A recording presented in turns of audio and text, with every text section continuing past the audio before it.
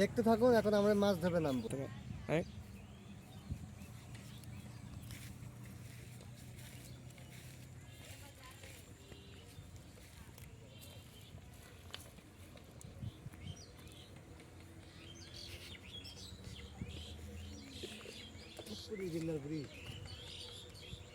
Hello মাছ তো গো, মাছ পড়ছিল।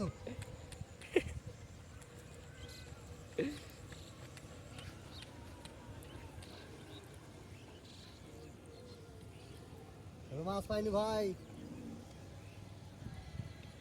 ভাই তো পড়ছিল।